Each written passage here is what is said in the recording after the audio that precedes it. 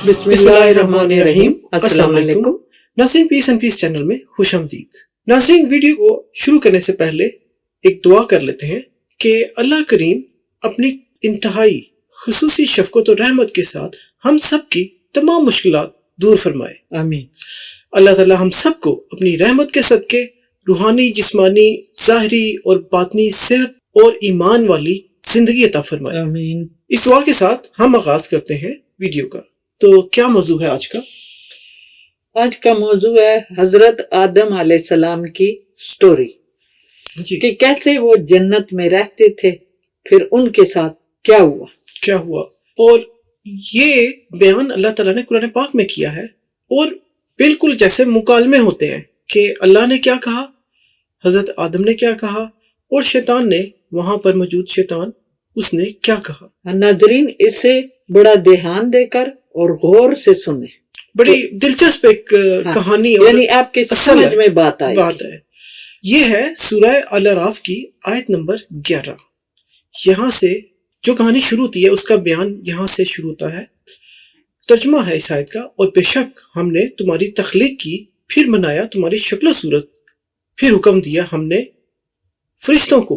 यानी तख्लीक का क्या मतलब है? अब यहाँ पर ये अल्लाह ताला फरमा रहे हैं हजरत आदम अलैहिस्सलाम से। तख्लीक यानी पैदा किया, तो पहला इंसान जो अल्लाह ने पैदा किया वो हजरत आदम अलैहिस्सलाम है। तो अल्लाह ताला हजरत आदम अलैहिस्सलाम को कह रहे हैं, और बेशक हमने तुम्हारी तख्लीक की, फिर बनाई तुम्हारी शक्ल सूरत। यानी जो शक्ल सूरत हजरत आदम अलैहिस्सलाम की बनाई, जो इंसानी शक्ल सूरत है, तो वो अल्लाह ताला बता रहे हैं कि वो बनाई अल्लाह ने खुद। और उसके बाद क्या किया, फिर हुक्म दिया हमने फरिश्तों को कि सजदा करो आदम को। तो आदम कौन है? जो तख्लीक की अल्लाह ताला ने पहले इंसान की, तो उनका नाम हजरत आदम अलैहिस्सलाम है। तो अल्लाह ताला फरमा रहे हैं फरिश्तों को कि सजदा करो हजरत आदम को। तो सब ने सजदा किया सिवाय इब्लीस के, यानी तमाम फरिश्तों ने सजदा किया, लेकिन एक ने सजदा नहीं किया, और उसका नाम इब्लीस है, और ना हुआ वो सजदा करने वालों में। तो यहाँ पर ये आयत मुकम्मल होती है, आयत नंबर 11 सूरह अल-अराफ की, जिसमें अल्लाह ताला ने हजरत आदम अलैहिस्सलाम को बनाया, तख्लीक की, शक्ल सूरत की, और फरिश्तों को हुक्म दिया सजदा करो। सब ने सजदा किया सिवाय इब्लीस के, और इब्लीस हुआ ना सजदा करने वालों में से। अब देखें अल्लाह ताला ने इब्लीस से क्या कहा, यानी शैतान से क्या कहा। ये है सूरह अल-अराफ की आयत नंबर 12, अगली आयत, जिसमें अल्लाह ताला ने फरमाया उसने, यानी अल्लाह ताला ने, किस चीज ने बाज रखा तुझको कि ना सजदा किया तूने जब मैंने हुक्म दिया तुझे। अब अल्लाह ताला कह रहे हैं कि मैंने तुझे हुक्म दिया, यानी अल्लाह ताला ने हुक्म दिया और शैतान ने, इब्लीस ने नहीं माना अल्लाह ताला का हुक्म। तो अब अल्लाह ताला पूछ रहे हैं उससे कि भाई मैंने हुक्म दिया है तो तूने क्यों नहीं बात मानी। अब इब्लीस क्या जवाब देता है? कहा उसने, मैं अफजल हूं इससे, पैदा किया तूने मुझे आग से और पैदा किया इसे मिट्टी से। अब देखिए अल्लाह ताला से बहस कर रहा है कि मैं तो सुपीरियर हूं, मैं तो आला हूं कि मुझे आग से पैदा किया है, और ये मिट्टी से पैदा किया हुआ इंसान है। तो ये उसने लॉजिक दी, ये उसने रीजनिंग दी, वजह बताई कि ये वजह है कि मैं इसे सजदा नहीं करूंगा, कि मैं इससे अफजल हूं। तो यहाँ पर उसने तकबर और घमंड किया कि मैं ज्यादा आला हूं, अफजल हूं। इसके बाद आयत नंबर 13 में, सूरह अल-अराफ आयत नंबर 13, तर्जुमा इसका ऐसा है, फरमाया उसने, बस उतर जा यहाँ से, तू नहीं शयान है तेरे लिए कि तू तकबर करे यहाँ पर, बस निकल जा, यकीनन तू है उनमें जो जिल्लत उठाते हैं। अब ये अल्लाह ताला ने, देखिए अल्लाह ताला की ना बात मानने पर अल्लाह ताला ने उसे सजा एक तरफ से दी। हाँ। कि तूने तकब्बुर किया, घमंड किया, जो उस पर जचता नहीं है। तकब्बुर तो सिर्फ अल्लाह ताला की जात है जो मुतकब्बिर है। तो इसके अलावा कोई इंसान, कोई चीज इस काबिल नहीं कि वो किसी भी किस्म का तकब्बुर करे। तो यहाँ पर अल्लाह ताला ने उसे कहा कि निकल जा यहाँ से, तू है उनमें जो जिल्लत उठाते हैं, यानी जलील होने वालों में से वो शामिल बन गया। इसके बाद आयत नंबर 14 में क्या इरशाद हुआ। अब शैतान जो इब्लीस है, शैतान अल्लाह ताला से कह रहा है, उसने कहा मुझे मोहलत अता फरमा उस दिन तक के लिए کہ دوبارہ اٹھائے جائیں گے. اب دیکھیے آخرت کا تو شیطان کو بھی پتا تھا، تو اس نے کہا مجھے آخرت قیامت والے دن تک کے لیے مہلت دے. اور مزید کیا فرمایا اللہ تعالیٰ نے؟ آیت نمبر 15 کا ترجمہ فرمایا اس نے، یعنی اللہ تعالیٰ نے، یقیناً تو ہے مہلت پانے والوں میں سے. تو اللہ تعالیٰ نے اسے مہلت دے دی کہ ٹھیک ہے تجھے مہلت دی گئی ہے. آیت نمبر 16 اس کا ترجمہ، اس نے کہا چونکہ گمراہ کیا ہے تو نے مجھے، یقیناً بیٹھوں گا میں ان کے لیے گھات میں تیرے سیدھے راستے پر. تو آیت نمبر 16 میں شیطان کہہ رہا ہے کہ میں بیٹھوں گا گھات لگا کر ان لوگوں کے لیے جو سیدھے راستے پر ہیں. اس کے بعد کیا کہا؟ پھر شیطان کہتا ہے آیت نمبر 17 کا ترجمہ، میں ضرور آؤں گا ان پر، ان کے آگے سے، ان کے پیچھے سے، ان کے دائیں طرف سے اور ان کی بائیں طرف سے، اور نہیں پائے گا تو ان میں اکثر کو شکر گزار. اب یہاں پر دیکھیے کہ شیطان یعنی انسان کو گھیرے گا آگے سے بھی، پیچھے سے بھی، دائیں طرف بائیں طرف، چاروں طرف سے جو بہکاوے میں آئیں گے شیطان کے، جی ان کو. تو اب یہاں پر وہ چیلنج کر رہا ہے اللہ تعالیٰ کو کہ ان میں سے بہت سارے لوگ ہوں گے جو بہکاوے میں آ جائیں گے اور اکثر کو وہ بہکا لے گا. اب آیت نمبر 18 کا ترجمہ فرمایا اس نے، یعنی اب اللہ تعالیٰ فرما رہے ہیں، فرمایا اللہ تعالیٰ نے نکل جا یہاں سے ذلیل ٹھکرایا ہوا.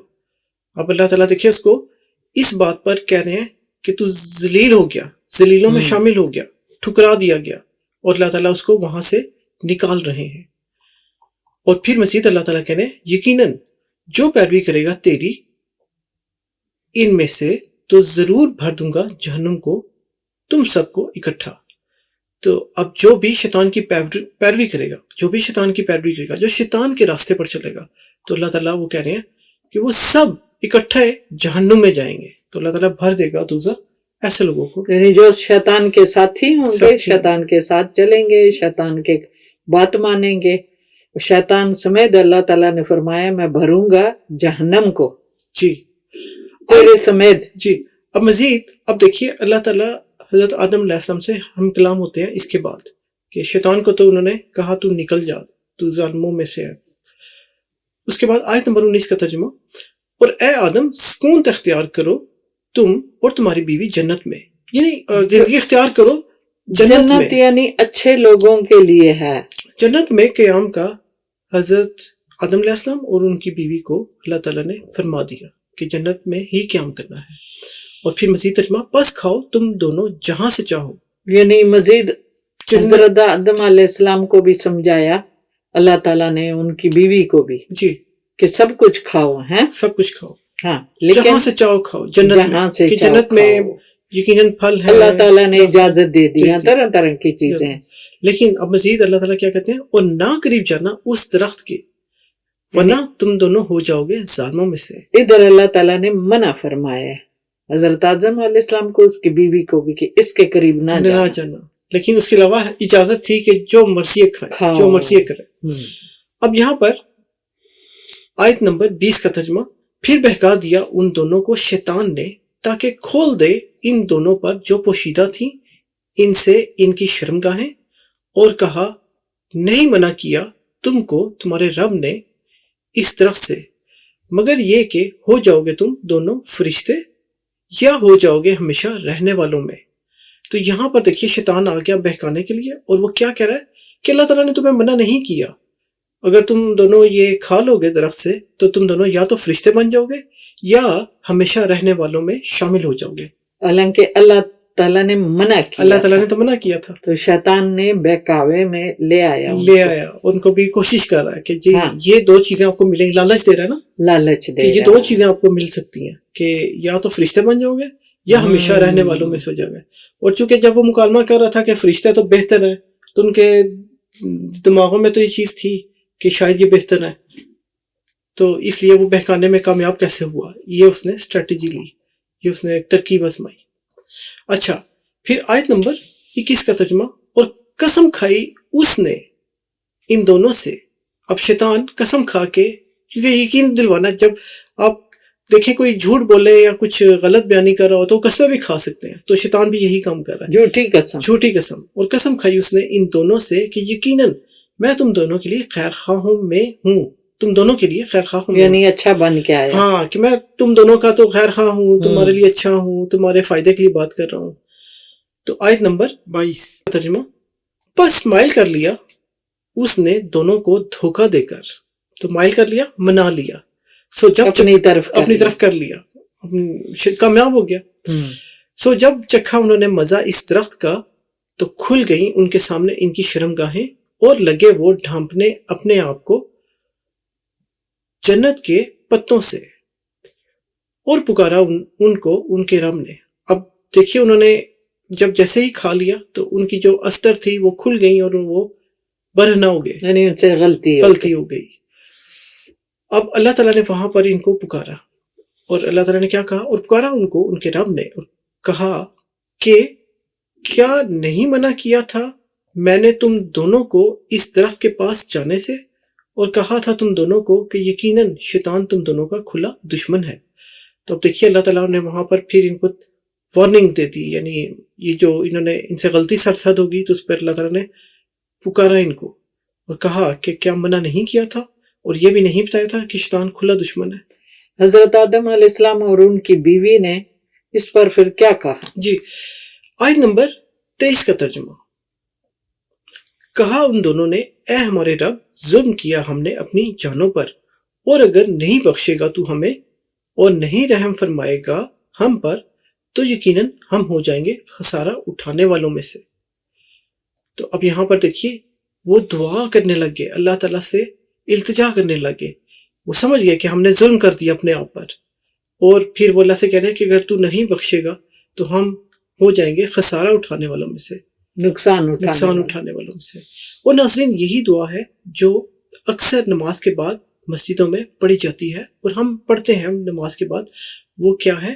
ربنا ظلمنا انفسنا وان لم تغفر لنا وترحمنا لنکونن من الخاسرین، کہ ربنا ظلمنا، اے ہمارے رب، انفسنا، ہم نے ظلم کیا اپنی جانوں پر، وان لم تغفر لنا، اور اگر تم نے معاف نہ کیا، مغفرت نہ کی ہماری، وترحمنا، اور رحم نہ کیا، لنکونن من الخاسرین، اور ہو جائیں گے ہم خسارہ پانے والوں سے.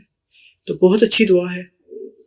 اللہ تعالیٰ ہم سے جتنے بھی گناہ ہو جاتے ہیں اللہ تعالیٰ ہمیں معاف کرے، اور یہ طرح سے ہم اپنی جانوں پر ظلم کرتے ہیں گناہ کرنے سے، تو اللہ تعالیٰ ہمیں معاف فرمائے اور ہمیں خسارہ اٹھانے والوں میں شامل نہ کرے بلکہ ہماری بخشش کر دے. ناظرین اب کہانی ابھی باقی ہے. حضرت آدم علیہ السلام کی سٹوری ابھی اور بھی ہے، جی ابھی باقی ہے کہ اس کے بعد اللہ تعالیٰ نے ان کے ساتھ کیا کیا اور پھر کیا ہوا، یہ ہم بیان کریں گے آپ سے اگلی ویڈیو میں، اس کے دوسرے حصے میں. تو اس کا بقیہ حصہ اگلی ویڈیو میں ہم آپ لیے لے کر آئیں گے انشاءاللہ. نئے آنے والے دوستوں کے لیے ہمارا پیغام ہے کہ چینل کو سبسکرائب کر لیں تاکہ نئے آنے والی ویڈیو کی نوٹیفیکیشن بھی آپ کو مل جائے، اور اس سے ہماری حوصلہ افزائی بھی ہوگی. ویڈیو اگر پسند آئے تو لائک اور شیئر ضرور کیجیے گا. تو اس کا باقی حصہ انشاءاللہ ہم بیان کریں گے اگلی ویڈیو میں، آنے والی ویڈیو میں. تب تک کے لیے اپنا بہت خیال رکھیے گا. ملیں گے ہم انشاءاللہ آپ سے اگلی ویڈیو میں. ہماری طرف سے خدا حافظ. اپنا بہت خیال رکھیے گا. اللہ حافظ.